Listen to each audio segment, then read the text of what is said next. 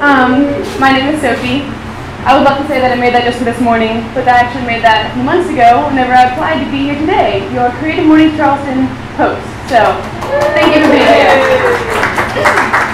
So what is Creative Mornings? Why are we getting together? Here's why you're here. Other than obviously the free coffee and the breakfast from Sugar and Counterculture, which is awesome, you're here because you're going to meet someone new. Because Charleston's a really cool city with a lot of really neat people, but we don't all know each other. Because we probably follow each other on all social media things and know each other's websites forwards and backwards and envy them. But we don't necessarily know each other. So look at the person next to you, introduce yourself, say, hey, I'm Sophie. My favorite color is, I think that I'm green because it makes me feel like a boss. I don't know if that really is true, but so you're going to meet someone new because Charleston's a neat place and there's a lot of good people. And every month that's our goal, to have speakers that know a lot about things that you might not know about, and you can learn maybe a little story or something really cool and big. And third, you're here to be a part of something new, because obviously the fact that this was supposed to be 70 people and it's not, and we have 50 people on a waiting list and we need to turn people away at the door, shows that Charleston really wants a creative community. So, welcome to It's Fun. So let's get started. Color is the theme, so let the games begin. Our first speaker, so normally we might just have one speaker, but today I thought, how can we just have one? It's our first one, and we need to have two. I couldn't fit. So Kate Etherton is our speaker for today. She is our first speaker. She works at Ambrose Farms. She's become one of my closest friends, and she's really wonderful and knows a lot about amazing food and vegetables and life in general. I love you. My name is Caitlin Etherton, or Kate, and I work at Ambrose Family Farm. I've been farming for 4 years. I did not grow up on a farm. Color is important to the work of a farmer for some pretty obvious reasons. It's the sign of the health of a plant. Yellow leaves might be a sign that a plant isn't getting enough water, or that it has some sort of weird disease, or it's not getting enough nutrients out of the soil. If you pull a plant up and strip the stem of it, and it has variegated lines of black and yellow, that's a sign sometimes of a thing called fusarium wilt, which is a type of bacteria that lives in the dirt. So for these logical reasons, color is pretty important. It's also a sign that something is ready to pick. Garlic grows out of the ground a lot like an onion or a scallion. And the day that the greens on the top start to turn a little bit brown, and fall, that's around the time the garlic is ready to pick out and braid and hang to dry. These are some pictures Chloe took at the farm. I'm just going to flip through them real quick, give you guys a little tour. Our farm is 200 acres. It's located on Wallace Island, which is 25 miles south of Charleston. The farmer I farm with, Pete Ambrose, has been farming for 40 years, 10 times as long as I have, and that's why I farm with him. This year we grew about 15 different varieties of peppers, which is one of my favorite things to grow. This is the type of pepper called a fish pepper. It's an heirloom pepper from the Baltimore and Chesapeake Bay region. It's really, really spicy. How many of you have eaten at the Ordinary? Any hands? And you've probably eaten a fish pepper. Muscadine grapes. This is my office. Nice view. This is my face. Nice view. And these are some of my photos. This is our farmers market display downtown. Basil, Swiss chard, tomatoes, other tomatoes, a type of lettuce called Salanova, strawberries, eggs. Asparagus is our #1 crop at Ambrose Farm. In the heat of the season, we'll be picking sometimes 300 pounds a day, and then it's ready to pick again in the morning. But color is also a sign that something is ready to pick. For instance, strawberries turn from green to red when they're ready Tomatoes are one of the loveliest things to see turn color in the spring, because they all kind of have a nice glossy green, and then almost overnight they turn, and they don't turn red, they turn this muddled pinkish tannish color, almost as if somebody's come in at night and kind of stroked a little bit of coral on the side of them. Our crew is all from Chiapas. We have 15 guys that have been working at the farm for about 7 years. And when the tomatoes turn like that, they call them pintos, which is from the Spanish pintar, which means to paint. So there's really a lot more in common between me and all of you than you would originally assume. Also, more colorful produce sells a lot better to restaurants and at farmers market, where it's much more fun to display in all its glory. So those are all the ways that it's kind of obvious that color is important to a farmer. But for me specifically, it's kind of the tangible, visible proof of a job well done. You're starting with brown dirt that's really nothing, and then picking something that's red or orange or green or blue or yellow or purple. And that's just the only thing you need to see to know that you've done your job and that you've done it well and that you've made something.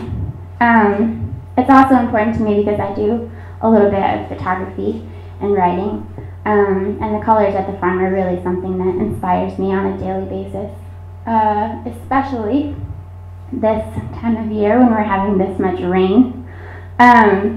Overcast days are actually much better for taking pictures. And the colors that you see on an overcast day are far and beyond the colors you would ever see on a sunny day at the farm.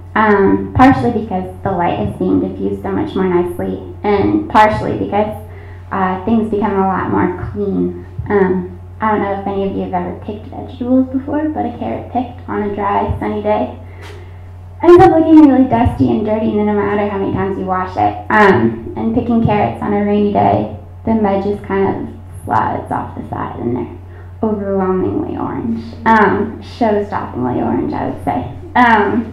Pete's in his 60s and still, like every rainy day when we're picking carrots or beets, he'll stop and like double take and walk back to the table and point and go, "Do you see those carrots?" I'm like, "Yeah." I found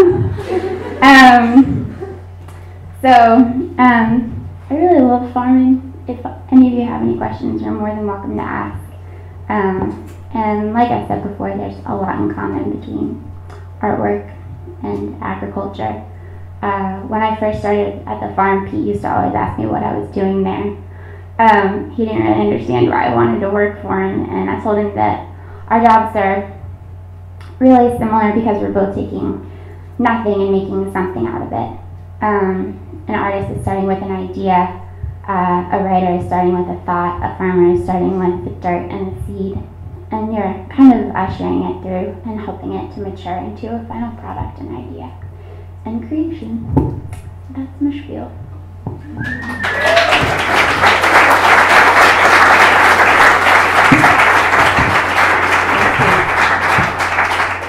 Hey guys, I'm Lulie. I am a local artist and textile designer.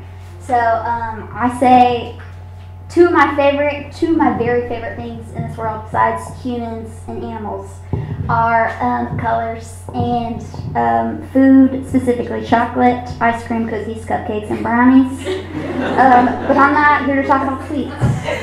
So I am known for my floral still lifes.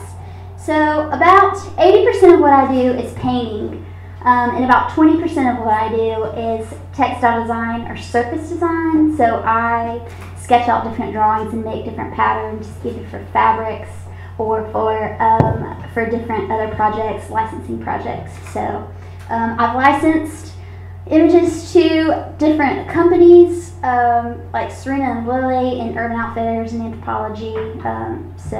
But 80% of what I do is just floral still lifes paintings. So I'd say my color exploration was pretty organic. I have a passion for color and a desire to learn more about it. Like every day I walk into the studio. So I went to the College of Charleston and I majored in studio art. And I feel like I had a lot of incredibly awesome teachers who definitely were super encouraging. But I had a drawing professor my like sophomore year of school who showed me the artist Alice Neal, and who I absolutely love all of her colors. But I remember my teacher was like, she has jelly bean colors, and I was like, candy and colors? Like, no. But I loved jelly bean colors. I just remember the very day when she said that, and I was like, my eyeballs were like wide open. But the funny thing about drawing classes where they were like pulling teeth for me, because I could only use like black and white.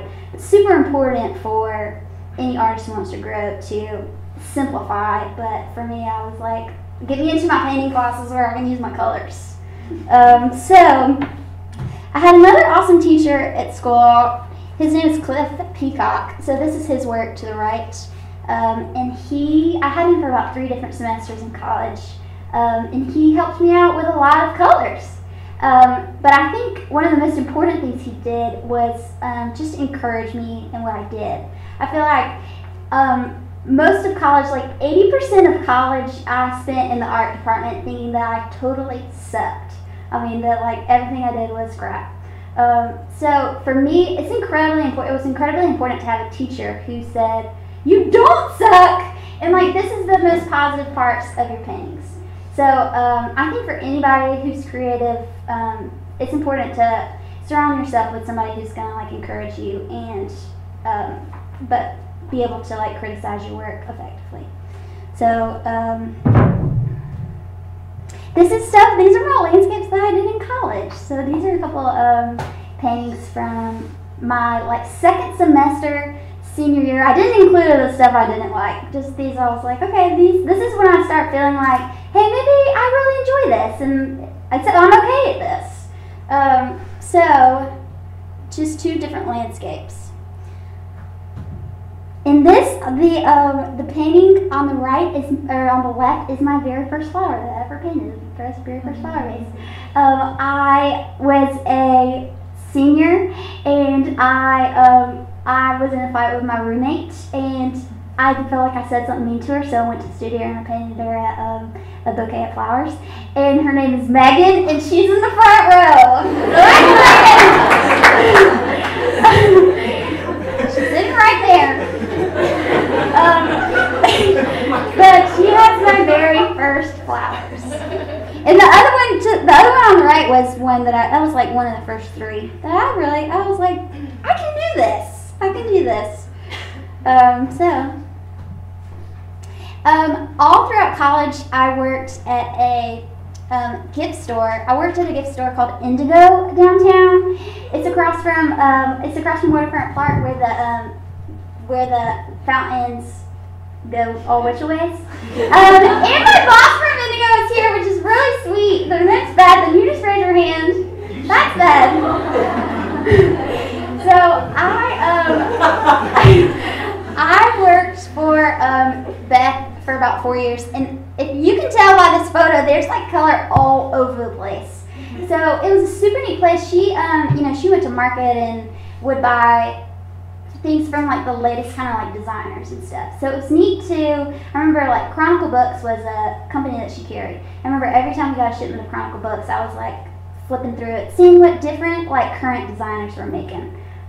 So it was super influential in the colors, for sure. So after I graduated from college, I said, okay, I can go 3 different directions. I majored in studio art. I thought I wanted to go back to grad school for graphic design, and then I also thought I wanted to go back and get my master's in social work, but I wasn't really sure. And then painting, I said, okay, I'm going to paint for a year and think about which one I kind of want to like pursue. And then if this painting thing works out, then I'll keep going for it. So I painted out of my garage for a year, and it was encouraging enough that I thought, hey, I'm going to keep on continuing this. So after a year, I moved into Redux. So that's where my studio is today. It's a community art center on St. Philip Street, and it houses about 20 different artists. And I'd say living in a community of artists is like probably one of the top 2 most important things of what I do. Just being able to bounce ideas off of different people that I respect, and other artists who are doing similar things to me, and artists that are doing totally different things to me, definitely affects my color, definitely affects my process. So these are a couple different artists in Redux that have been there that I feel like have definitely influenced what I do. So the top left is a girl. It's the reason why I got into Redux. Her name's Sally Benedict. She's an abstract artist, and her colors are incredible. So she was just incredibly encouraging, just very encouraging to what I was doing, and always had time to come in my studio and tell me what she thought of what I was doing. The one to the right is Raven, and she's sitting right here. But she's like newer. She's been there just under a year, but she's been awesome to come in. It's so refreshing when a whole different human comes in with a whole different way, like process. Because when you work with like the same people, you feel like you can kind of get pinholed, but it's super refreshing when somebody new comes in. So she's been awesome. The figure in the bottom right corner, her name's Katie Stevenson, and she's been there since I was there in the beginning. She's also incredibly awesome. Her sense of color is amazing, but I'm definitely influenced by her too.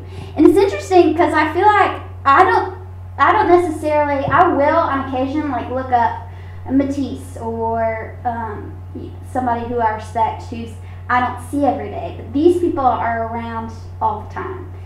So it's incredibly influential. And then the last one is Teal.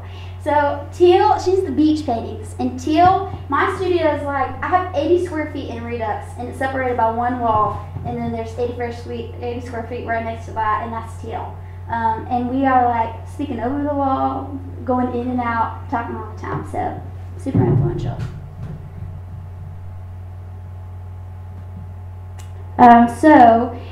I'm going to talk a little bit about my process and where I get my materials and what my materials are.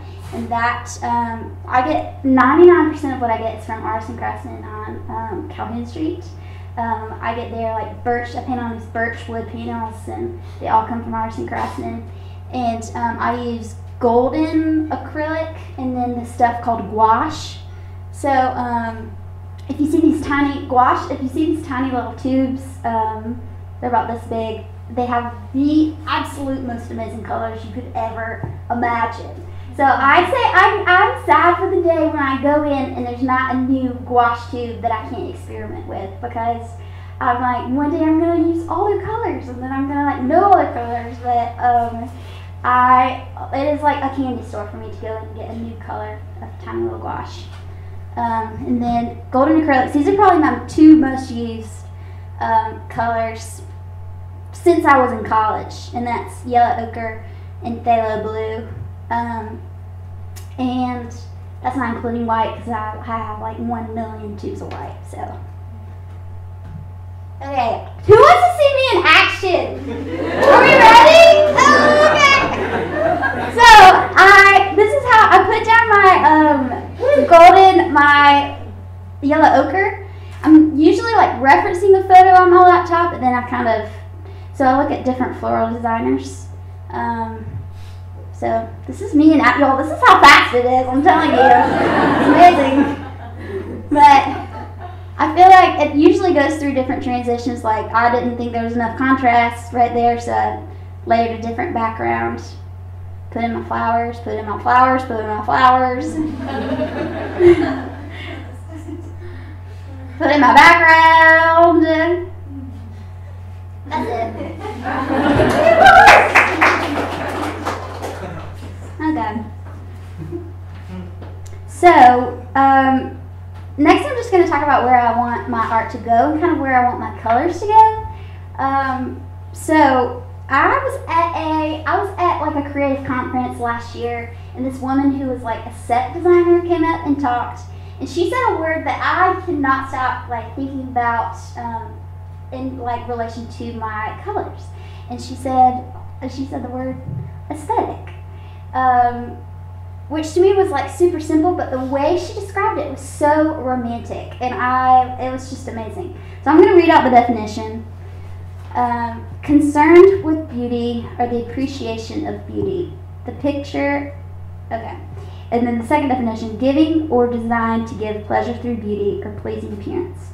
And then a set of principles underlying and guiding the work of a particular artist or artistic movement. So the one that really sticks out to me is this last one, is the noun. I'm going to read it one more time. A set of principles underlying and guiding the work of a particular artist or artistic movement. So what she encouraged me to do, and what I encourage you to do, she said, get out a little piece of, you don't have to right now, but when you go home, is get out a little piece of paper and think about the words that describe your personal aesthetic. Everything that you're attracted to, jot it down. So I just took out my cell phone and put it on my notes on my cell phone, and if I think of another word while I'm walking around, I put it on my notes. But these are the notes that I have, the words that I have to date to describe my personal aesthetic. Friendly, joyful, bright, quick, thoughtful, eclectic, and not afraid of the dark. So those are the words that came to me. And then I was like, that's not just what I'm attracted to in art, that's what I'm like attracted to in life. So I'll read it again because it's what I'm attracted to. That's friendly, joyful, bright, quick, thoughtful, eclectic, and not afraid of the dark. So I decided to break those down into two words that I also heard this year. And Teal, who paints right beside me, came over to my house and she's like, your house is so modernly charming. And I was like, modernly charming? I was like, everything I like is modernly charming. I was like, those two words describe like everything I'm attracted to. And create like a crazy balance inside my head. So I feel like there's two different sides of my color, and two different sides of where I want my art to go. I feel like the like charming side, I'm like, let's use pink and green and bright blue and let's go crazy. And then I feel like the modern side is more like, let's play it cool. Like, let's add some grays in there. Let's chill it out a bit. You need to calm down. So I feel like every day in my studio is a desire to balance these colors of charming and modern, brights and the darks. So that's kind of where, and I feel like where I want my art to go, I feel like is to create that balance. And I feel like sometimes, that's a successful painting to me, is that what has balanced that in my head. So I'm just going to conclude conclude what I talk about just with a couple of like frequently asked questions that I get. And one of the most, like, I love people come to my studio and they'll be like, well, you really must like flowers. Because there's like flowers everywhere. There was a guy last week where he was like, came in with his wife and he was like, well, I'm gonna take a shot and say that you really like flowers. And I said that I like flowers, but I love color. And so flowers just happen to be something that I decided I'm going to use to explore the heck out of different colors. So what I really am more passionate about in flowers is color. So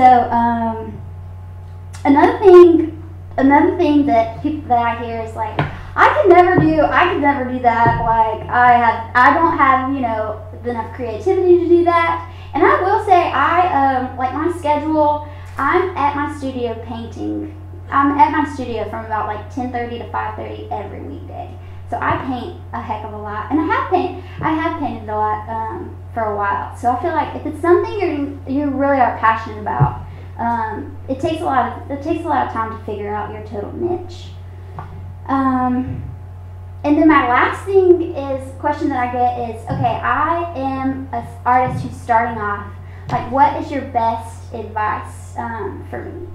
And I feel like my thing that that I tell people is, okay, go into your studio and paint 15 different paintings that you can get excited about.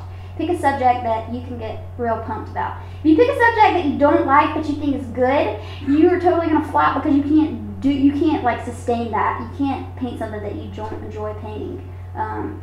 It's not sustainable. So paint 15 different paintings, and then have someone come in that you respect artistically. Either you can shoot them off to a gallery owner or another artist that just critiques and says, hey, what's the strongest out of these 15 different paintings? And then after that, you take that one painting and then you make 25 of them. And I'd say, and then I feel like after that 25, then you come to my next talk about selling your art in the business world. Lulie's business talk. But that's a whole nother talk. But I feel like that is probably the most practical advice that I could give to somebody who wants to be an artist. That's all.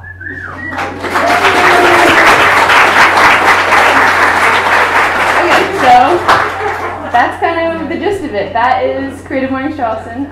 Each month we might have one speaker, we might have two.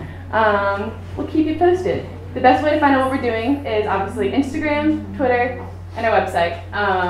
So we can't tell you too much about next month because there has to be some secrets. But here's our poster for next month.